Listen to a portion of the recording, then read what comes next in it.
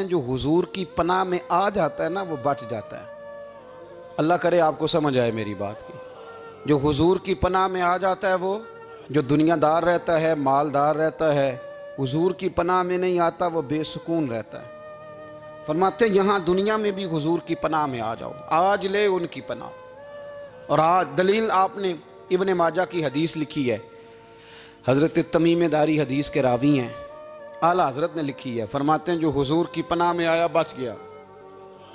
दलील देते हैं, फरमाया इंसान तो इंसान, जानवर भी आते थे तो बच जाते थे। हजरत तमीम दारी रज़ी अल्लाह तआला अन्हु फरमाते हैं कि हम खड़े थे, एक ऊंट दौड़ता हुआ आया। नबी करीम सल्लल्लाहु अलैहि वसल्लम के पहले उसने कदमों पे सजदे किए। सहाबा कहने लगे हुजूर हमें भी इजाज़त दें। फरमाया वो तो बेजुबान है, उसे तो पता कोई नहीं, पेशे नज़र है वो नौबहार, सजदे को दिल है बेकरार, रोकिए सर को रोकिए यही तो इम्तिहान है।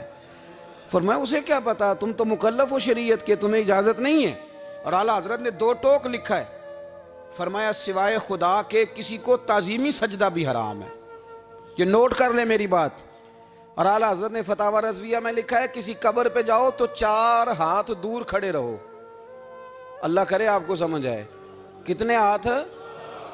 4 हाथ दूर खड़े रहो, सूरत फातिहा पढ़ो, दुरूद शरीफ पढ़ो, जिस कब्र पे गए हो उनकी रूह को इसाले सवाब कर, उनके वसीले से दुआ मांगो। आला हज़रत फरमाते हैं कब्र को सजदा बिल इत्तिफाक हराम है, तवाफ कब्र का करना बिल इत्तिफाक हराम है, बोसा लेने में इख्तलाफ है कि जायज़ है कि नाजायज़ है, लेकिन बोसे से भी चूँकि शक पड़ता है तो फरमाते हैं अहमद रज़ा की राय ये है कि बोसा लेने से भी बचा जाए। वो आ गया तो इससे अगली बातें करता है, बस खामोश रह, बाअदब रह और पीछे रह। तो हज़रत तमीम दारी कहते हैं ये हदीस आला हज़रत ने लिखी है लमन वल उला में। फरमाते हैं कि ऊँट ने पहले सजदा किया, कदम चूमे, फिर उसने हुजूर के कान में कोई बात कही। रोज़े दे दिवाले ने गुलामां दियां टोलियां, एक पिया सुनदा करोड़ां दियां बोलियां। यानी ऊँट ने बात की तो हुजूर ने वो भी सुन ली। आला हजरत कहते हैं जो पनाह में आता है बच जाता है। कहते हैं रसूल करीम ने ना ऊँट की पुश्त पे हाथ फेरा और अल्लाह के महबूब फरमाने लगे फिक्र न कर, अब तू आ गया है ना तो जैसे तू कहेगा वैसे ही हो जाएगा, जैसे तू कहेगा वैसे ही। इब्ने माजा में मौजूद है, पर मैं चूँकि फाज़िल बरेलवी रहमतुल्लाह अलैह की किताब से पेश कर रहा हूँ अल अम्न वल उला से, तो मैं उसी अंदाज में पेश कर रहा हूँ जिस अंदाज में वहाँ है। हज़रत तमीम दारी कहते हैं कि हमारी समझ में बात कोई ना आई। थोड़ी देर गुजरी तो कुछ लोगों ने हाथों में रस्सियाँ पकड़ी हैं, खंजर पकड़े हैं, दौड़े आए, या रसूलल्लाह ये हमारा ऊँट है। हज़रत तमीम दारी कहते हैं मैंने देखा कि जब वो आ गए ना खंजर लेके तो ऊँट हुजूर के पीछे छुप गया। आज ले उनकी पनाह, आज मदद मांग उनसे, वो हुजूर के पीछे छुप गया। तो कहते हैं कि नबी करीम सल्लल्लाहु ताला अलैहि वसल्लम ने फरमाया क्या मसला है भाई? या रसूलल्लाह हमारा ऊँट है, ज़िबा करने लगे थे दौड़ आया है। तो हुजूर फरमाने लगे वो तो तुम्हारी शिकायत कर रहा है। वो कहता है या रसूलल्लाह मैंने बरसों इनकी नौकरी की, बरसों मैंने बड़ी नौकरी की। सही कहता है या रसूलल्लाह? ठीक कहता है। हुजूर अब बूढ़ा हो गया हूँ, थोड़ा ज़्यादा बोझ नहीं उठा सकता, तो मुझे ज़िबा करके खाना चाहते हैं, मैं मरना नहीं चाहता। नबी करीम फरमाने लगे अच्छे लोग ये सिला देते हैं। उन्होंने अर्ज़ की हुजूर आप हुक्म कर दें, हम इसको छोड़ देते हैं या रसूलल्लाह, नहीं ज़िबा करेंगे, खिदमत करेंगे। हुजूर फरमाने लगे नहीं, अब मेरे पास आया है ना, अब मैंने वापस नहीं करना, आज हो गया है, आज ले उनकी पनाह, आज मदद मांग उनसे, आज हो गया या रसूलल्लाह फिर रख लें। हुजूर ने फरमाया नहीं भाई पैसे बताओ कितने हैं? या रसूलल्लाह नहीं नहीं कुछ नहीं। नबी करीम अलैहिस्सलाम ने फरमाया नहीं बताओ कितने, बताओ कितने। उन्होंने कहा हुजूर एक दफा रेट लगाया था तो 100 दिनार लगा था। हुजूर ने फरमाया बिलाल दे दो 100 दिनार। 100 दिनार दे दिया। आला हज़रत फरमाते हैं देखो उनकी पनाह में आने की बरकतें कितनी हैं। उनसे कहा तुम जाओ, वो चले गए। हुजूर ने पुश्त पे हाथ फेरा, फरमाया जा तू आज़ाद है। हज़रत तमीम दारी कहते हैं वो पहले गया फिर पलट के आया। उसने नबी पाक के कान में को बात की, कई बातें की, पर मैं एक बात करता हूं, कई बातें की, एक बात की तो हुजूर रो पड़े। ऊंट चला गया, हमने अर्ज़ की हुजूर ये क्या कह गया है? तो महबूब फरमाने लगे ये कह गया या रसूल अल्लाह जिस तरह आपने मुझे छुरी से बचाया है मैं दुआ करता हूँ अल्लाह आपकी उम्मत को जहन्नुम से महफूज फरमाए, अल्लाह जहन्नुम से बचाए आपकी उम्मत को। इस तरह मुझे छुरी से आपने महफूज किया। आला हज़रत फरमाते हैं किन चक्करों में पड़े हुए हो, किन चक्करों में? पैसों की पनाह लेते हो, ओहदों के पीछे छुपते हो, दौलत के पीछे छुपते हो, ताल्लुकात के पीछे छुपते हो। फरमाया मुसीबत आएगी तो ये सारे हट जाएंगे। अगर पनाह लेनी है तो मदीने वाले महबूब की पनाह लो, दरवाज़ा रसूल पे आओ, नबी करीम की बारगाह में झुको, हुजूर से प्यार करो। आला हज़रत फरमाते हैं महबूब का अदब करो, रसूलुल्लाह की गुलामी करो। फरमाते हैं फिर के गली गली तबाह, ठोकरें सब की खाएं क्यों, दिल को जो अक्ल दे खुदा तो तेरी गली से जाए क्यों। और फरमाने लगे जान है इश्क मुस्तफ़ा, रोज़ फुजूं करे खुदा, जिसको हो दर्द का मज़ा वो नाज़े दवा उठाए क्यों, जिसको हो दर्द का मज़ा वो नाज़े दवा उठाए क्यों। उन्होंने महबूब करीम की मोहब्बत का पैगाम दिया, सहाबा की मोहब्बत का, बोलिए, सहाबा की मोहब्बत का पूरी किताब लिखी हज़रत सिद्दीक़ अकबर जनाब उमर के फ़ज़ाइल पर। और मज़े की बात यह है कि आला हज़रत ने ना उर्दू शायरों में से किसी को तौफीक नहीं हुई हुजूर को शहनशाह कहने की। आला हज़रत ने कहा मेरे नबी शहनशाह हैं। दलील क्या दी? फरमाने लगे पढ़ो तिरमिज़ी, हुजूर ने फरमाया मेरे दो वज़ीर ज़मीनों में हैं, दो आसमानों में। ज़मीन के दो वज़ीरों के नाम अबू बकर और उमर हैं, आसमान के दो वज़ीर हैं जिब्रील और मीकाईल। आला हज़रत कहने लगे हुजूर वज़ीर तो किसी शहनशाह के ही होते हैं, फिर कह लो ना शहनशाह। तो फिर फरमाने लगे हाजियो आओ शहनशाह का रोज़ा देखो, हाजियो आओ शहनशाह का रोज़ा देखो। काबा तो देख चुके अब काबे का भी काबा देखो, काबा तो देख चुके अब काबे का भी, गौर से सुन तो रज़ा काबे से भी आती है सदा, मेरी आंखों से मेरे प्यारे का रोज़ा देखो। आला हज़रत ने सारी ज़िंदगी और सहाबाए किराम की बात की, अहले बैत की बात की, औलिया की बात की, सूफिया की बात की, दिफा किया सबका, सबके शानों में लिखा, उम्मत को बतलाया कि अपने बुजुर्गों से जुड़े रहोगे तो बचे रहोगे। आला हज़रत ने तंज करने से, तनकीद करने से, बिला वजह गलतियां निकालने से और एक दूसरे पर लान तान करने से हमें बचने को कहा। आला हज़रत फरमाते हैं कोई इल्म अगर आ जाए ना तो उसका माना ये नहीं कि सबको जाहिल समझ लेना चाहिए। समझ आ रही है मेरी बात की? हम जिस शोबे में भी होते हैं ना, सामने वाले को अनपढ़ ही समझते हैं। मौलवियों के बारे में बाद लोगों का ख्याल है कि ये पता नहीं कौन सी मखलूक है, इनको क्या पता दुनियादारी का। मैं सही कह रहा हूँ। इसी तरह जो मेरे शोबे से ताल्लुक़ रखने वाले लोग हैं वो कहते हैं शायद सारे ताजर 2 नंबर तरीके से ही माल कमाते हैं। ये हो नहीं सकता, ऐसा हो नहीं सकता। हमें ना दूसरों की अहमियत की खबर रखनी चाहिए। हम एक दूसरे से प्यार, हम तंज करते हैं, तनकीद करते हैं। फाज़िल बरेलवी मना करते थे, आप फरमाते ये तरीका दुरुस्त। हम जब गलतियां निकालने पे जाते हैं तो माज़अल्लाह इतना ऊपर बन जाते हैं कि माज़अल्लाह सुम्मा माज़अल्लाह अल्लाह रसूल तक पहुंच जाते हैं। आला हज़रत के ज़माने में एक शख्स ने कह दिया नबी पाक का ख्याल आए तो नमाज टूट जाती है। अकल है ना जी, जहां मर्जी ले जाओ।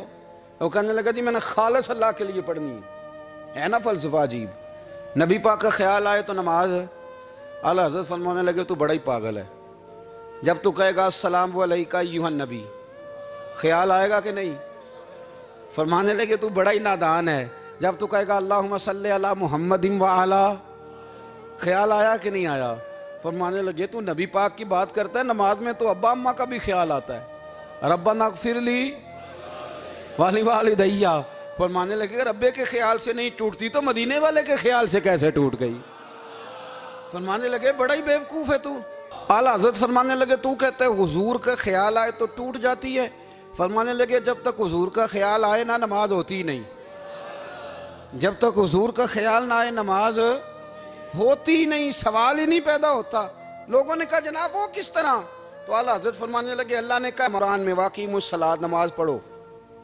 ये नहीं बताया कितनी पढ़नी है, और ये भी नहीं बताया फजर की कितनी पढ़नी है, ये भी नहीं बताया ज़ोहर की, ये भी नहीं बताया क़याम कैसे करना है, हमें ये भी नहीं बताया रुकू कैसे करना है। हमें पता कैसे पता चला? जब सहाबा ने कहा ना रब कहता है नमाज पढ़े तो कैसे पढ़ें, तो हुजूर फरमाने लगे सल्लू कमा रअयतुमूनी उसल्ली, नमाज उस तरह पढ़ो करो जिस तरह मुझे पढ़ते हुए देखते हो। तो कहा ये तो कैसी अजीब बात कर रहा है कि नबी करीम सल्लल्लाहु अलैहि वसल्लम का ख्याल आए। और फिर बड़ी मज़ेदार बात, एक शख्स ने आला हज़रत से आके ना, उस ज़माने में ना एक आर्या मज़हब होता था, अब अल्लाह का शुक्र है वो कोई नहीं।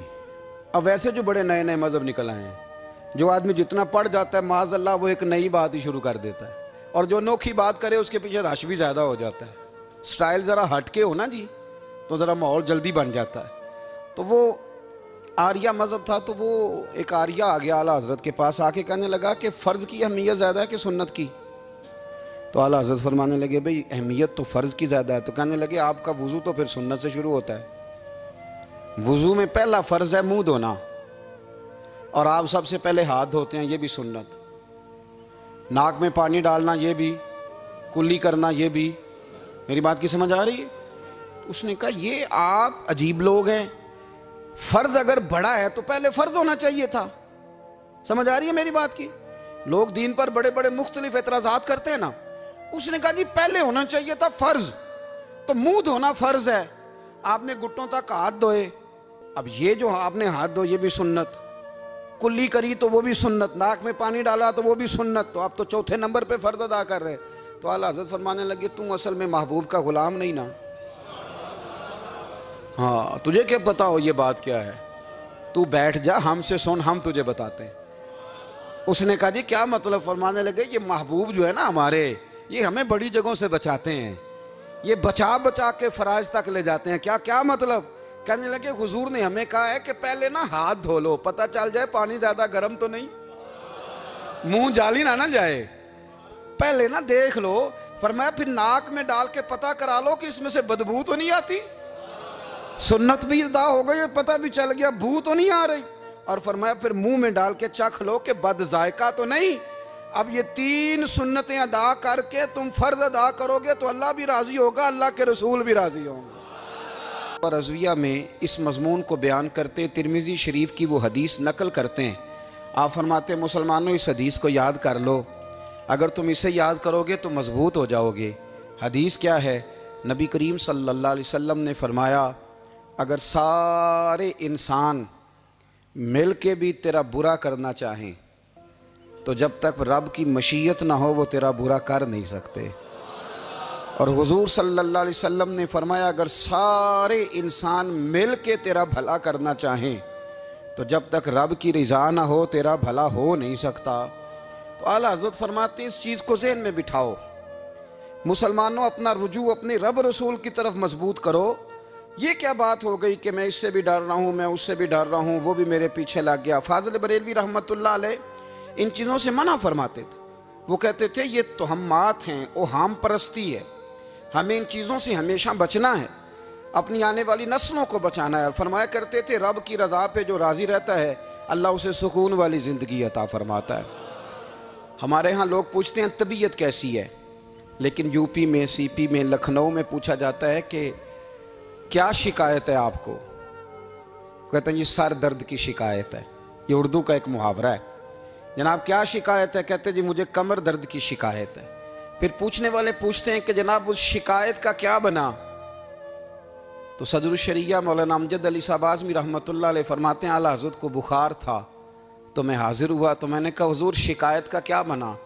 कहने लगे मौलाना पढ़े लिखे हो के तो ऐसी बातें ना करो, शिकायत किससे करनी है? रब ने जिस हाल में रखा है बड़ा ही अच्छा रखा हुआ है, शिकायत का क्या माना हुआ? अल्लाह ने जहां समझा मुनासिब उसने हमें रखा है, शिकायत क्या होती है? मुझे किसी से शिकायत नहीं।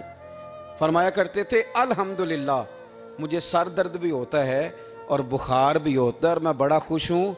ये वो वाली बीमारियां हैं, ये वो अमराज हैं जो नबियों के कदम भी चूमने आया करते थे। मैं खुशबख्त हूँ कि वो अमराज जो अम्बिया के पास आते थे, सर दर्द और बुखार, वो मुझे लगते हैं। अपनी ज़िंदगी को रज़ा वाली ज़िंदगी बनाया। यकीन बड़ा कामिल था मेरे आला हज़रत का। इमाम गज़ाली ने हदीस लिखी है, नबी करीम सल्लल्लाहु अलैहि वसल्लम ने फरमाया है यकीन इस तरह सीखा करो जिस तरह तुम कुरान सीखते हो। आज मेरे दौर का सबसे बड़ा मसला यकीन की कमज़ोरी है। मुसलमान कच्ची पक्की सोचें सोचता है, कमज़ोर कमज़ोर जुमले बोलता है, इसको दुनियादारों के वादों पर इत्माद जल्दी होता है। लेकिन माज़अल्लाह अल्लाह रसूल के वादों के बारे में ये कई दफ़ा शकूक का शिकार होता है। इसे समझना चाहिए। फाज़िल बरेलवी एक पुख्ता यकीन वाली शख्सियत थे, पुख्ता यकीन वाली। बरेली शरीफ के दाएं बाएं ताउन का मर्ज फैल गया तो आला हज़रत फरमाते हैं मेरे मुंह में भी कुछ गिल्टियाँ निकल आईं। तो बाज़ लोगों ने कहा शायद आपको भी ताउन हो गया है। आला हज़रत रहमतुल्लाह अलैह फरमाते हैं जो सबसे बेहतरीन तबीब था वो लाया गया। उसने मेरा मुंह देख के, गिल्टियाँ देख के कहा खो आपको तो ताउन का मर्ज हो गया है। तो आला हज़रत फरमाने लगे मुझे सारी बीमारियाँ लग सकती हैं, ये नहीं लग सकती। उसने कहा हकीम मैं हूँ कि आप हैं? फरमाया नहीं आप ही हैं, पर यह बीमारी मुझे नहीं लग सकती, ये मुझे हो नहीं सकती। उसने इसरार किया तो आला हज़रत रहमतुल्लाह ताला अलैह उसको कहने लगे मियाँ तू जो मर्जी कर लेकिन मुझे ताउन का मर्ज नहीं हो सकता, ये बात तय है। वो नाराज़ होकर चला गया। अब ताउन की जो गिल्टियाँ होती थी ना वो बड़े बड़े महीनों नहीं जाती थी, तकलीफ़ रहती थी। आला हज़रत कहते हैं मैंने उसी रात ना थोड़ी सी काली मिर्चों का सफ़ूफ बनाया और मिसवाक में रख के जब मुंह के अंदर छिड़का तो थोड़ा सा खून निकला और मेरा मुंह बिल्कुल ठीक हो गया। सवेरे मैंने कहा बुलाओ ना अपने हकीम को जो कहता था ताउन हो गया है। तो लोग कहने लगे हुजूर आपको वैसे कैसे पता था ताउन नहीं है? फरमाने लगे पता इस तरह था कि अल्लाह के रसूल सल्लल्लाहु अलैहि वसल्लम ने एक दुआ इरशाद फरमाई है। फरमाया किसी मरीज़ को देख के पढ़ लो अल्हम्दुलिल्लाहिल्लज़ी मिम्मब्तलाका बिही वफ़द्दलनी अला कसीरिम मिम्मन खलका तफ़दीला। हुजूर ने फरमाया किसी बीमार को देख के, मुसीबत वाले को देख के ये दुआ पढ़ो, तुम उस मुसीबत में शिकार नहीं होंगे। फरमाने लगे मैंने ताउन के मरीज़ को देख के दुआ पढ़ ली थी। तारे टूट सकते हैं, चांद गिर सकता है, सूरज अपनी जगह छोड़ सकता है, पर मदीने वाले महबूब की बात गलत नहीं हो सकती। ये मेरा यकीन कामिल है। साढ़े नबी दी जुबान साढ़े वास्ते कुरान, ये बात गलत हो सकती? मजबूत यकीन फाज़िल बरेलवी का, मजबूत नजरियात। आला हज़रत रहमतुल्लाह ताला अलैह से किसी ने कहा आप किस तरह के मोमिन हैं, किस तरह के मोमिन हैं? तो आला हज़रत फरमाने लगे मेरा दिल चीरो, उसको खोलो, एक तरफ ला इलाहा इल्लल्लाह लिखा होगा, दूसरी जानब मुहम्मदुर रसूलुल्लाह लिखा होगा। खोल के देख लो। एक तो यकीन की। फिर दूसरी बात, खुश्क लोगों को जिंदगी गुजारने का मजा कोई नहीं आता। जिंदगी गुजारने का मजा उसे ही आता है जिसे किसी से प्यार हो जाता है। बाकी ना देखे ना, एक बंदा जबरन एक शख्स बच्चे पालता है, वो कहता है ये मेरे लिए क्या मुसीबत है 5 बच्चे, और एक शख्स को बच्चों से प्यार हो जाता है। वो जवान भी है, खूबसूरत भी है, पर ईद पे कपड़े नहीं खरीदता। बीवी से कहता है मैं पुरानी पहन लूँगा पर बच्चों को नहीं ले दे। और भाई तेरी ख्वाहिशें मर गई हैं, तेरी खूबसूरतियों की तरफ जाने की आरज़ुएं ख़त्म हो गई। तो कहने लगा सारा कुछ है पर बच्चों से प्यार जो हो गया। आला हज़रत रहमतुल्लाह अलैह बहुत बड़े फ़लसफ़ी थे, मंतकी थे, बहुत बड़े साइंसदान थे।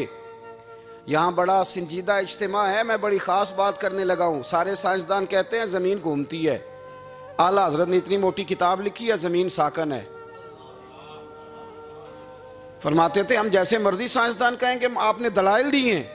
आप फरमाते हैं जब नबी करीम अलैहिस्सलाम की हदीस मुस्लिम शरीफ में मौजूद है कि जब अल्लाह ने ज़मीन को पैदा किया ज़मीन कांपने लगी तो अल्लाह ने पहाड़ों को मीखें बना के, किले बना के अंदर लगा दिया तो ज़मीन ठहर गई। फरमाने लगे जब मुस्तफ़ा करीम ने कह दिया ठहर गई है तो सारे साइंसदान भी कहें तो हम मानने को तैयार नहीं कि घूमती है। उन्होंने दलाइल दिए। वो हमें ना रोज़ कह देता है डॉक्टर आपकी तबीयत ख़राब है, खांसी है, घर में किसी और को तो नहीं? हाँ जी है जी। वो कहते उसी की वजह से हो गई है। ओ खुदा के बंदे, नबी करीम अलैहिस्सलाम ने फरमाया बीमारी मुताद्दी नहीं होती, एक से दूसरे को नहीं लगती। और बड़े सादे अंदाज में मुस्लिम की हदीस है, एक सहाबी ने कहा या रसूलल्लाह मेरे ऊँट को उस ऊँट से खारिश पड़ गई है। तो अल्लाह के रसूल फरमाने लगे तेरे ऊँट को तो उससे पड़ी है, तो उसको कहाँ से पड़ी थी? कहने लगा जी वो तो कुदरती मामला है। तो हुजूर फरमाने लगे ये भी कुदरती मामला है। अब हमें जो मर्जी, आला हज़रत के ज़माने में लोगों ने कहा कशिश सकल है, ज़मीन अपनी तरफ चीज़ों को खींचती है। दलील क्या है? वो कहने लगे जी सेब गिरता है तो ज़मीन पे, आम गिरता है दरख्त से तो ज़मीन पे, अमरूद गिरता है तो, अनार गिरता है तो ज़मीन में कशिश है, खींच लेती है। आला हज़रत फरमाने लगे शाबाश, साइंसदान जो कहेंगे हम मानेंगे। फरमाने लगे ज़मीन ने आधा किलो का सेब खींच लिया है, 1.5 पाव का अनार खींच लिया है, पर हमने गुब्बारे में 1.5 छटांग हवा भर दिया, वो तो ज़मीन से खींचा नहीं गया। ये किस किस्म की कश से शकल है? ये अभी 2 साल पहले डॉक्टर अब्दुल कदीर खान का मजमून छपा था रोज़नामा जंग में। वो कहता है मुझे वो मौलवी चाहिए था जिसके पास कुरान हदीस भी हो और साइंस के उलूम भी हों। कहता मैंने ज़माने के दरवाजे खटखटाए, फिर मैं पहुंचा बरेली के इमाम के पास, और कहता है वहाँ जाके ना मैं ठहर गया हूँ, इसलिए कि मुझे कुरान और सुन्नत का नूर भी मिला है और मुझे साइंस के रमूज़ भी मिले हैं। ये वाहिद शख्स है, ये वाहिद शख्स है जो दीन को साइंस का पाबंद नहीं करता, बल्कि साइंस को मदीने वाले का गुलाम बनाता है, मदीने वाले का गुलाम बनाते। तो आला हज़रत फरमाने लगे अजीब फ़लसफ़ा है ना जी, आम खींच लिया उसने, सेब खींच लिया, अमरूद खींच लिया, पर उससे 1.5 छटांग वाला गुब्बारा। तो लोगों ने कहा हुज़ूर फिर मसला क्या है? आप फरमाने लगे मसला ये है कि हर चीज़ अपनी असल की तरफ लौट जाती है। हर चीज़ अपनी, सेब अमरूद अनार ज़मीन से पैदा होते हैं तो ज़मीन पे गिरते हैं, हवा की असल ऊपर है, इसलिए जब गुब्बारे में हवा भरेंगे तो हवा उसको ऊपर ले जाएगी। हाँ, जब उससे हवा निकल जाएगी तो फिर गुब्बारा जो जिसकी असल होती है उधर लौट जाता है। इंसान मिट्टी से बना है तो जाता कहाँ है? मिट्टी ना ते मिट्टी रहना ही एवं कादी बल्ले बल्ले, अज मिट्टी दे उत्ते बंदिया ते कल मिट्टी दे थल्ले। तो आला हज़रत रहमतुल्लाह ताला अलैह ने ना अपने सारे उलूम को नबी पाक का गुलाम बना दिया। आप फरमाया करते थे आज ले उनकी पनाह, आज मदद मांग उनसे, कल न मानेंगे क़यामत में अगर मान गया।